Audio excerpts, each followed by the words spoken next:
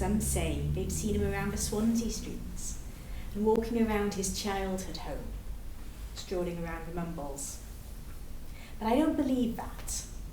After all, he did move away from there, couldn't stand the place. Some claim he can be seen writing down at the Brown Hotel in his usual chair. Some even buy him a pint. But that's not where I see him. I see him in the Boar's Head in Carmarthen, in that room where a bed was always reserved for him. Our Welsh bard's second bed. Puts me in mind of William Shakespeare's will, where he left his second best bed to his wife. But I digress. The rest of the staff at the Boar's Head won't go in that room, unless they really have to. They run out pretty quick, I can tell you. But I don't mind it. I love going in there and seeing him. If I'm really honest with you, it's the reason I took the job in the first place. Some guests have complained of a sudden cold presence as he walks through them in the Bible black of night. One or two have even said they felt a chill in bed, but that might just be their problems. He wasn't a bad man, so I don't fear him. I look forward to cleaning the room, highlight of my working day, hoping to see him.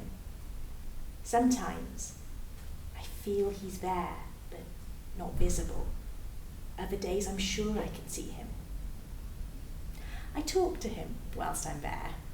The others think I'm daft. Sometimes I think he can hear me. Others it's like he can't see or hear me. He always does the same thing. He wakes up at the exact same time, goes to the desk, writes a few words, then goes to catch the same bus outside on Lammer Street. I ask him about his writing and what he's writing now, if you can write in the afterlife, and will we ever see it? He never answers. But I still talk to him. Well, you would, wouldn't you? How often do you get the chance to meet and talk with someone that famous and interesting? I tell him how much I enjoy his work and why. I've even read some of his work aloud to him, in the hope he'll respond to me. Mind you, he's probably sick of people doing that, so I might not get the response I want. I have to admit our conversations do tend to be a bit one-sided, but I still love them. No one else speaks to him here. He might be glad of the company. And that's pretty much how it goes, except last Christmas. We had guests staying in the hotel on Christmas Day. I volunteered to work the shift. Nothing out of the ordinary really for me. And you do get a good Christmas dinner working that day. When you live alone, well, I can't be bothered with doing all the trimmings. It wasn't really an ordinary Christmas morning. For a start, it was snowing. I know what you're thinking. We don't really get snow in West Wales, particularly not on Christmas morning.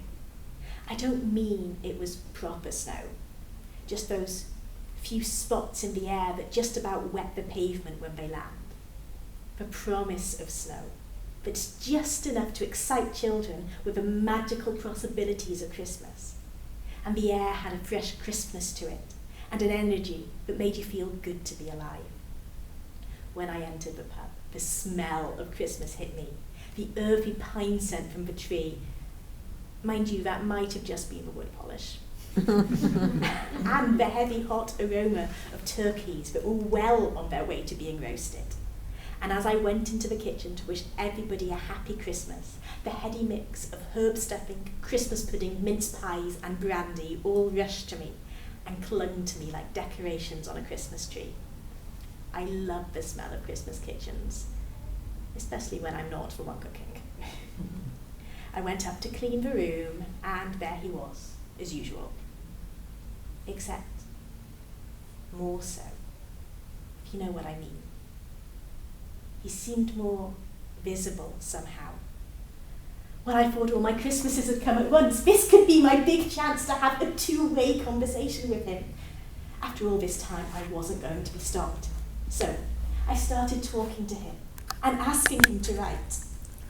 He seemed to notice me, and I'm sure he could hear me. I swear, I saw his mouth move to speak as he looked at me, not through me. The outline of his mouth was too faint, and I never was one for lip reading. Do people do that?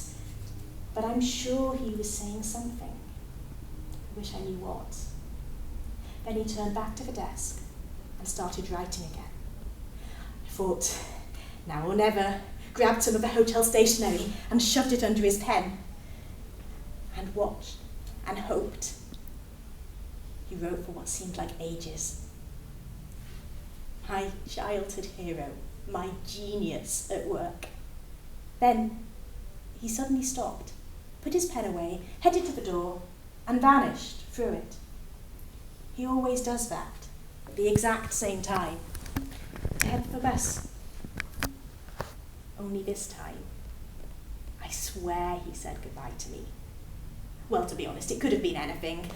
Like I said, I can't lip read. This time, he really noticed me. I asked him to stay and talk, but he left, as usual. It was an odd feeling, both fantastic, in the sense that it was something special, and also the empty feeling that it was over and might not happen again. I sighed, got on with tidying the room. Just before I left, I went to tidy away the paper he'd been writing on, and I noticed something. It was very faint, almost not there, but there was the merest imprint of letters on the paper. His writing. Did I mention I can't lip read? Well, my ability to read his writing is about on par, without it being a faintly ghostly image. But it was there. I know it was. I tried to make out the letters, but they were just out of my grasp, indents too shallow to read.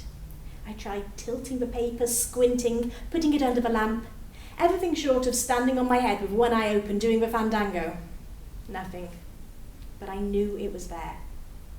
I was so excited, I rushed downstairs into the kitchen and showed the chef my trophy, asked if he could read it for me. He laughed, saying there was no writing, accused me of being on the sherry. I asked the rest of the staff, but they couldn't see anything. I think they weren't really looking. Or maybe the writing was just for me, which made it more frustrating that I couldn't work it out. The staff think I'm bonkers with my ghost stories. But that sheet of paper was the best Christmas present I ever had. Do not go gentle into that good night, and death has no dominion over your writing.